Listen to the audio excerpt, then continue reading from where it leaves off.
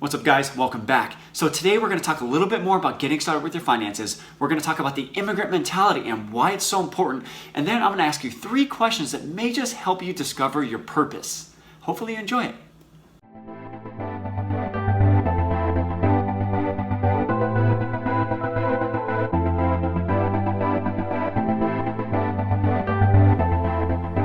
All right, what's up, guys? Welcome. I hope you're doing really well today. I had some really good advice from somebody recently, and they said, you know what? Whatever you're going to teach people, whatever you'd help them with, just give it away for free because the right people will find you, and the rest of the people you get to help. So that's what I'm going to do today.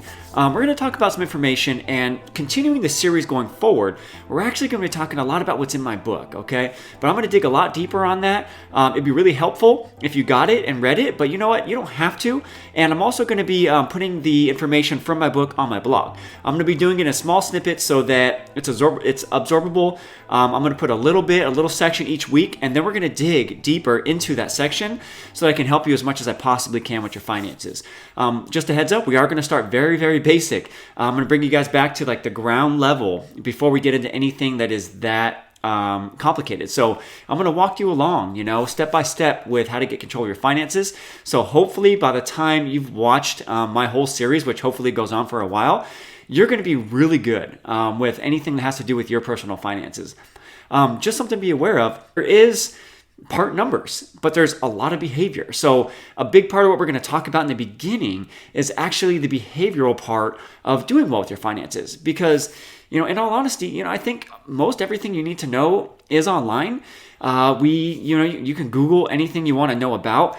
But here's the problem. A lot of people will Google what their questions are, and then they solve that one single question just at that time. The problem with that is you're not looking at the comprehensive situation when it comes to really looking at your financial situation. And a lot of times, one thing can actually impact 2 or 3 other things. And so that you really got to look at, a comprehensive picture when you're doing your finances. But at the end of the day, I want you just to get started because getting started is number one. And once you can get started, then you can talk about some more complicated things and focusing on that. Then why are there still so many people of all ages struggling with their finances? Currently in this country, 47% of people don't even have $400 in cash. They'd have to borrow or sell something to get that. 70+% of people, they say 76, but at least 70% of people, regardless of income, are living paycheck to paycheck. So if everything you want to know is online, why are so many people struggling still? Why do so many millennials feel that the baby boomers and Gen X has left them with a financial mess to clean up?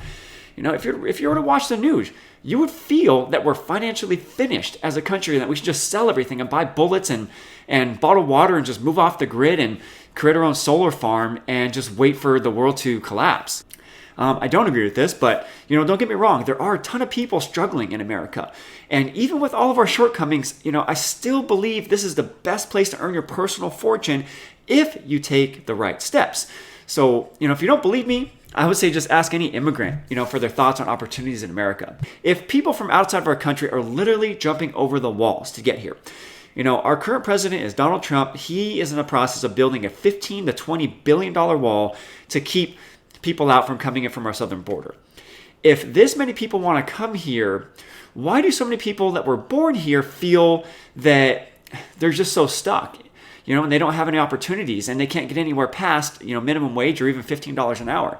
And honestly, $15 an hour, if that changes to be the minimum wage, listen, it's better than nothing, but honestly, it's going to be really hard to get ahead, especially if you're in a place like California.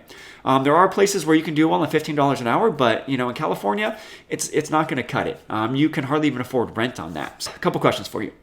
So if it's so hopeless here, then why do immigrants start businesses at twice the rate of native-born citizens? Why do immigrants start businesses at twice the rate? How do they do all this, even though only 1/3 have ever taken some sort of college class, while 54% of native-born people have? Not only that, only 37% of immigrants compared to 16% of native-born Americans haven't even finished a high school level of education. I want you to have at least a high school level of education. That's the minimum. College is great. But it's going to be really hard to get ahead if you're spending $100,000 or $150,000 on just an undergraduate education and you come out with all that debt. If that's you, or if that's something you're thinking about doing so you can go to a certain school, I'm going to tell you right now, you've been duped. You've been sold a dream that is not true, okay? So there's plenty of ways to go to school debt-free or for very, very, very low cost if you take the right steps. If you're in California and you're seeing this in California, the community college system here is very good. I went there, okay? I was able to transfer to a UC, a University of California. They have many programs. So if you are thinking about going to a 4-year college and taking on a bunch of debt because you feel like you need to go to a certain school, rethink your plan right now. It's not a good thing to do. If the things I'm telling you are all true, then I have to ask you this question. Is the system to blame, or is it our individual mentalities? Or does the system program each individual's mentality? I don't know the correct answer to this, but I only have my opinion. So all I can say is that I think to be successful these days, you have to unprogram yourself from what you're taught in school and reprogram yourself with what it takes to succeed now in America. And I think learning from the immigrant mentality may be one of the keys. But our subject today is about money and personal finance. So these are two subjects I'm very passionate about with. I'm also passionate about many subjects revolving around health, wealth, love, and happiness. But the only one I have formal training and experience in involves my personal finances. So for those of you that don't know me, I'm the CEO of Keep It Simple Financial Planning. My office is currently in Tustin, but I'm probably going to be moving it back home here over in the Santa Ana Orange area. If you want to find out more about me, you can go to kisplanning.com. So I'm very passionate about helping younger people, one, discover what their passion is, and then two, use money as a tool so that they can then create the life that they always wanted. I see too many people waking up at 50, 60, or even 70 years old with regret, and they wish they would have taken the time to just stop and figure out what was really important to them and just really focus on that, and then using their finances and their financial situation as a tool to create that. If you're not living with purpose right now, if you're not living in what you exactly want to do, these are the things that I want to talk to you about. Ask yourself these 3 questions before you think about doing anything with your finances. Ask yourself, what if you found out you only had 10 to 15 years to live? What if you found out you only had 10 to 15 years, so 1 decade left to live?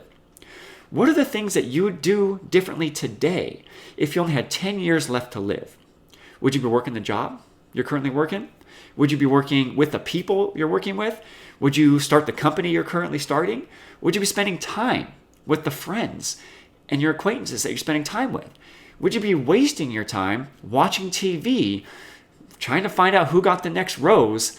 Or would you be focusing on doing something that would really impact your legacy and be something you'd be very proud of? I know sometimes we think we have all the time in the world, but you never know what can happen. So if you haven't thought about what would happen if you only had 10 years left, that's the first question I want you to think of. Second question, what if you only had 12 months left to live? Would your answers be the same as if you had 10 years? Would you still be doing the same activities as if you had 10 years left and you only had 12 months?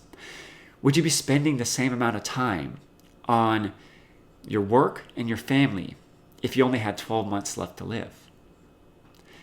It's a tough question. 12 months seems like a long time, but it can go by like that. So if you're not doing the things that you would be doing that if you only had 12 months left to live, I want you to stop and think about what you could be doing differently in your life to achieve that. Let me ask you the third question. What if you only had 24 hours left to live? If you only had 24 hours left to live, what would you do with every single minute that you had left? Those are 3 really, really tough questions. But these are 3 questions that really dig deep and get into the thought process of what motivates you. There's a book called Regrets of the Dying, and I highly encourage you all to check it out, or go visit some people that are in retirement homes that don't have families that come and visit them, or that didn't achieve their dreams. Ask them, what would they have done differently? I can pretty much guarantee you most of them would have taken more chances. They would have started the business they wanted to start. They would have been more aggressive in pursuing their dreams, because most of the time what happened, before they knew it, life went by and they woke up and it was gone and it was too late.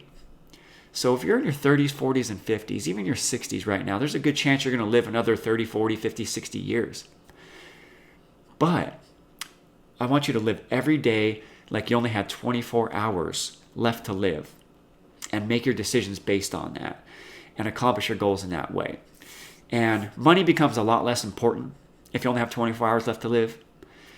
It becomes a little bit more important if you only have a year or 12 months left to live. It becomes a little bit more important if you only have 10 to 15 years left to live. So they're all going to have a different impact. But at the end of the day, most of us want to leave some sort of legacy, whether that's a legacy of knowledge, some sort of body of work. We wish we would have written the book that we always wanted to write. We wish we would have saved and invested more so that our kids and our next generation would have a better start than we had. So these are the type of questions, plus many more, that we would dig into if you and I were in a coaching session. But this is what I really meant when I started with this question in my book. Where did you come from? How did you get here? And there's some psychological predispositions that we have sometimes that cause us to make the decisions that we do around money. And we'll talk about that probably in one of the next couple videos. But today, I just want you to think about, how did you get here? What would you do with your finances or with your life if you only had 10 to 15 years left to live? Dig down one more level. Ask yourself, what would you do if you only had 12 months left to live? And then go one level further and say you found out you had 24 hours left to live. I want you to write down who you would want to spend time with, who you would give those precious moments to, what decisions you would make. And I want you to put those in writing, because that's going to be the foundation for how you're going to use money as a tool to live that dream life. Okay, so hopefully you enjoyed this video. I'm going to go a little bit less deep into the emotional aspect next time, but we're going to talk about what's your motivation. What's your money motivation? Like, what are those reasons? I want you to, after you lift those out, then decide how are you going to make decisions when it comes to the next steps of really becoming a master of your finances when we get into the nitty gritty of the actual process of handling money properly. But I want you to do everything because you're doing it for the reason of, this is what I would do if I had 24 hours, 12 months, and 10 to 15 years left to live. Because if you do these things right on those time frames, and you set yourself up that way, if you have 20, 30, or 40, then you're only going to expand the benefits of making these decisions now. All right. So once again, my name is Jason. You can find me at two places, kisplanning.com, or you can find me at jasonjhamilton.com. I love to talk to folks about this. I do offer free coaching sessions, 2-hour coaching sessions. If this is something you want to dig into, I'll do this for you for free, and we can dig really deep into what's really important to you. And that's the only way we'll ever find out if we're right to work together. So please reach out to me. You can leave a comment down below. I'd be happy to answer it for you. If you have thought about and written down these 3 things that I'm talking about, as far as the 3 questions, put your answers down below. I would love to see and hear a discussion and see how similar people's answers are and what's really important to people when it comes to life, when you take a minute to step back and step away from the busyness of what we're dealing with every day and the stress of what we're dealing with every day, to drill down to what's really important and what really matters in the long term. All right, guys, have a great week, and I hope to hear from you soon. Thanks.